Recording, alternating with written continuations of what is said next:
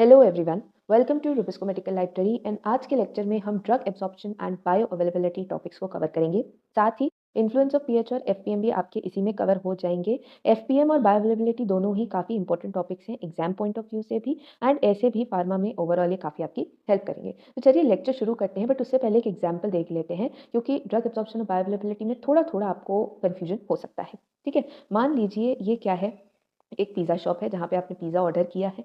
आपका pizza pack हो गया, पैक होके डिलीवरी वाले भैया उसे लेकर निकल गए रोड पर वो चले जा रहे, बट बीच में आ गई पुलिस।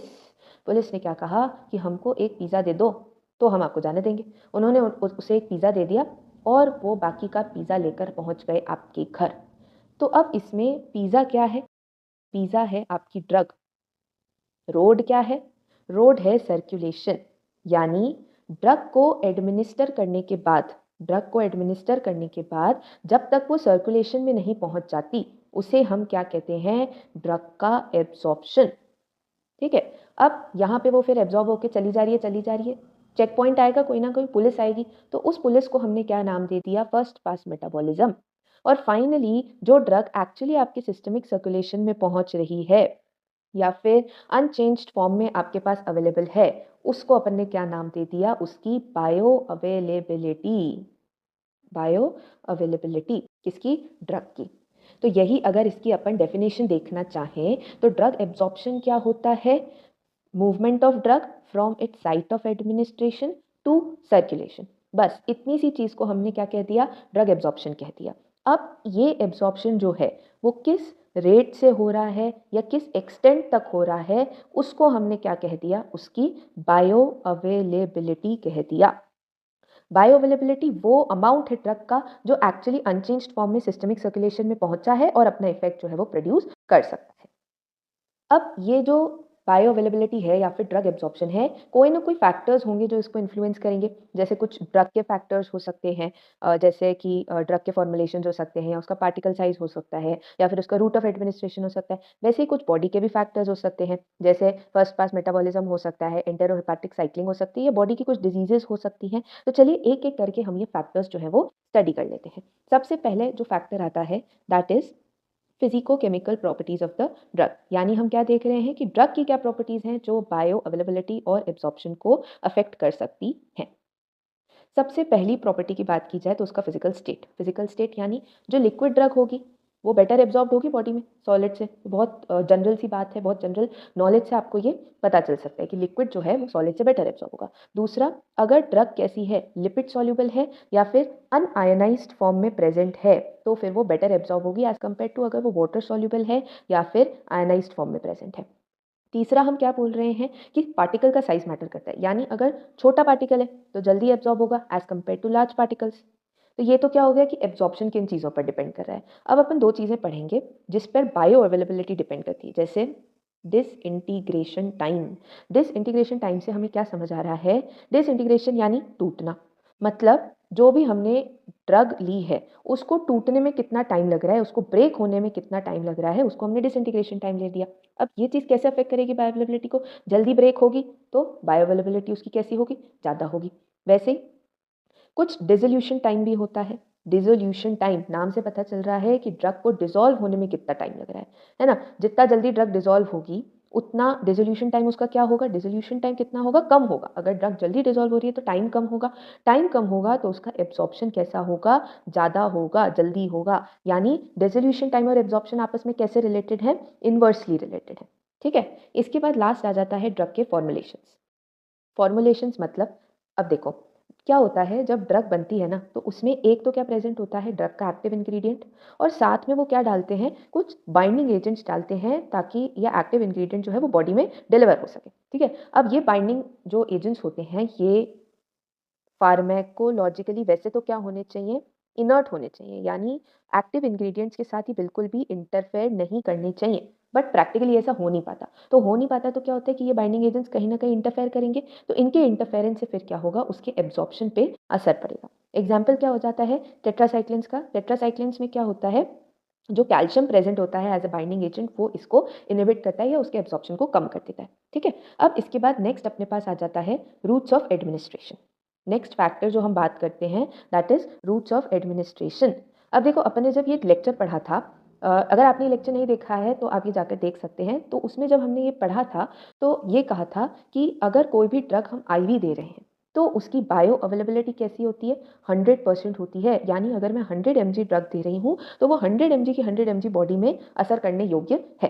ठीक है, साथ में अगर अपन देखें तो अगर कोई हाईली पोलर कंपाउंड्स है, कोई ड्रग है जिनमें हाईली पोलर कंपाउंड प्रेजेंट है, या फिर ड्रग्स लाइक इंसुलिन जो क्या होती है GI में डिस्ट्रॉय हो जाती है, पेप्टाइड है तो वो क्या होता है GI में डिस्ट्रॉय हो जाते हैं। तो आप इसको क्या नहीं दे सकते, ओरल नहीं दे सकते, आपको इसको कैसे देना पड़ेगा, पेरेंटल रूट से ही देना पड़ेगा। ठीक है, तो ये रूट ऑफ एडमिनिस्ट्रेशन भी क्या करेगा, बायोअवेलेबिलिटी और एब्जॉर्प्शन को अफेक्ट करेगा। अब इसके बाद क्या आता है, इसके बाद नेक्स्ट जो फैक्टर है that is pH and ionisation. pH and ionisation, अब देखो केमिस्ट्री में हमने 12th में पढ़ा था, 11th में पढ़ा था कि जो स्ट्रॉन्ग इलेक्ट्रोलाइट होता है, कौन सा इलेक्ट्रोलाइट, स्ट्रॉन्ग इलेक्ट्रोलाइट जो होता है वो कंप्लीटली आयनाइज हो जाता है। किसी भी pH पे अगर अपन देखेंगे तो वो आयंस के फॉर्म में ही प्रेजेंट होगा। जबकि जो वीक इलेक्ट्रोलाइट होता है वो दोनों फॉर्म्स में प्रेजेंट हो सकता है। भाई वो आयनाइज्ड फॉर्म में भी प्रेजेंट हो सकता है और अनआयनाइज्ड फॉर्म में भी प्रेजेंट रहता है। जनरली इन दोनों के बीच में एक इक्विलिब्रियम प्रेजेंट होता है ना। अब अभी मैंने कहा कि ड्रग अगर अनआयनाइज्ड फॉर्म में प्रेजेंट होगी तो वो बेटर एब्जॉर्ब होगी बॉडी में। तो मतलब अगर मैं कोई भी ड्रग फॉर्मुलेट करूंगी तो मैं उसको कैसे फॉर्मुलेट करूंगी कि वो अनआयनाइज्ड फॉर्म में बॉडी में प्रेजेंट हो। इतना समझ में आया। अब इसके आगे अगर अपन देखें तो ये जो वीक इलेक्ट्रोलाइट है ये दो तरीके के हो सकते हैं। ठीक है, वीकली एसिडिक हो सकते हैं या फिर वीकली बेसिक हो सकते हैं, है ना, दो तरीके से हो सकते हैं। अब अगर कोई वीकली एसिडिक है, वीकली एसिडिक है तो ये एल्कलाइन pH में कैसा हो जाएगा, आयनाइज हो जाएगा। और एसिडिक pH में ये कैसा रहेगा, अनआयनाइज्ड रहेगा, है ना। वैसे ही वीकली बेसिक अगर है तो एसिडिक pH में तो ये क्या हो जाएगा, आयनाइज हो जाएगा। और एल्कलाइन pH में ये कैसा रहेगा, अनआयनाइज्ड रहेगा। अपन को इसको कैसा रखना है, अनआयनाइज्ड ही रखना है बॉडी में ताकि वो एब्जॉर्ब हो सके। तो वीकली एसिडिक एब्जॉर्ब कैसे होगा, जब pH कैसा होगा, एसिडिक होगा। एसिडिक pH कहाँ पे प्रेजेंट होता है बॉडी में, स्टमक में प्रेजेंट होता है, तो ये स्टमक में बेटर एब्जॉर्ब होगा।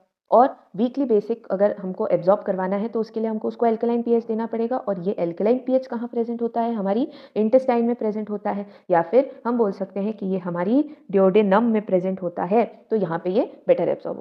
वही चीज़ आपको ये डायग्राम भी बता रहा है कि जो वीकली एसिडिक ड्रग्स हैं लाइक बार्बिचरेट्स वो अनआयनाइज्ड फॉर्म में प्रेजेंट कहाँ होंगी, एसिडिक pH में, है ना, वहाँ पे बेटर एब्जॉर्ब हो जाएंगी स्टमक में। वीकली बेसिक ड्रग्स जो हैं जैसे मॉर्फिन है, एम्फेटामिन है, वो अनआयनाइज्ड फॉर्म एल्कलाइन pH में प्रेजेंट होंगी, यानी इंटेस्टाइन में वो क्या होगी, बेटर एब्जॉर्ब होगी।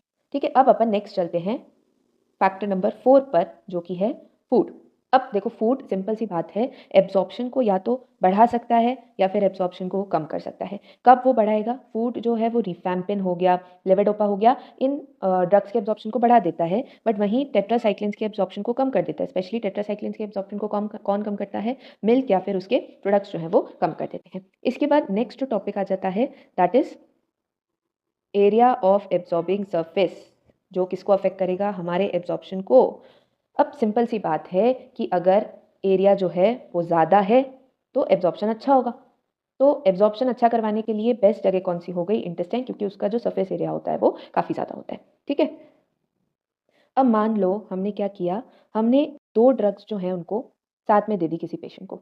ठीक है, अब ये दो ड्रग्स आपस में भी तो अपने एब्जॉर्प्शन या बायोअवेलेबिलिटी को अफेक्ट कर सकती हैं। दो ही चीज़ें होती हैं, अगर या तो एक दूसरे का एब्जॉर्प्शन बढ़ा सकती हैं या फिर कम कर सकती हैं। अब बढ़ाने वाले केस में क्या एग्जाम्पल आ जाता है, जैसे मैंने आयरन दिया, ठीक है, उसके साथ अगर मैंने एस्कॉर्बिक एसिड दे दिया तो एस्कॉर्बिक एसिड क्या करता है, आयरन के एब्जॉर्प्शन को इंक्रीज कर देता है। और घटाने वाले एग्जाम्पल में क्या आ जाता है, मान लो मैंने क्या दी है, टेट्रासाइक्लिन दी है।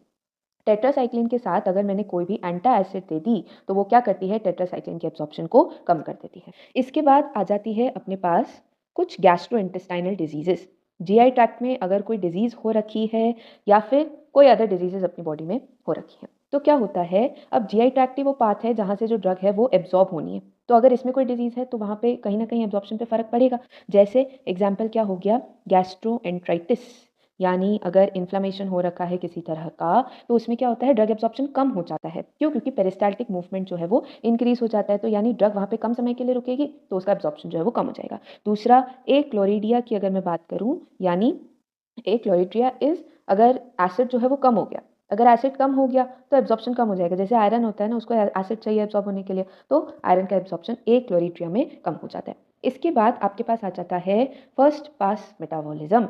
फर्स्ट पास मेटाबॉलिज्म जो काफ़ी इंपॉर्टेंट टॉपिक है अपने आप में। देखो, फर्स्ट पास मेटाबॉलिज्म को ही हम क्या कहते हैं?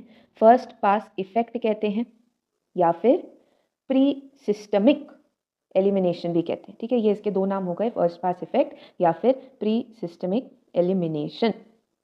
अब इसको हमने क्या कहा? Pre systemic. मान लो कोई ड्रग है, उसको मैंने क्या दिया? ओरल दिया। ओरल दिया तो पहले वो गट में से पास होगी, गट में से पास होके एब्जॉर्ब होगी, एब्जॉर्ब होके कहाँ जाएगी? पोर्टल वेन में जाएगी, पोर्टल वेन से वो कहाँ जाएगी? लिवर में जाएगी, लिवर से फाइनली वो सिस्टमिक सर्कुलेशन में जो है वो एंटर कर लेती है। अब मान लो यहाँ पर सर्कुलेशन में पहुँचने तक ये एब्जॉर्ब हुई थी, और यहाँ से सर्कुलेशन के पहुँचने के बीच में ये पोर्टल वेन में और लिवर में जब थी, तब वहाँ पर ये ड्रग क्या हो गई? मान लो मेटाबोलाइज हो गई, जिसकी वजह से वो ड्रग या तो इनएक्टिव हो गई या फिर किसी वजह से उसका अमाउंट जो है वो रिड्यूस हो गया। इसी चीज़ को अपन क्या बोल रहे हैं? फर्स्ट पास मेटाबॉलिज्म बोल रहे हैं। अब खुद सोचो कि अगर ये इसका इनएक्टिव हो गई ड्रग या फिर रिड्यूस हो गई, तो इसका रिजल्ट क्या निकलेगा? रिजल्ट क्या निकलेगा कि उस ड्रग की बायोअवेलेबिलिटी कम हो जाएगी।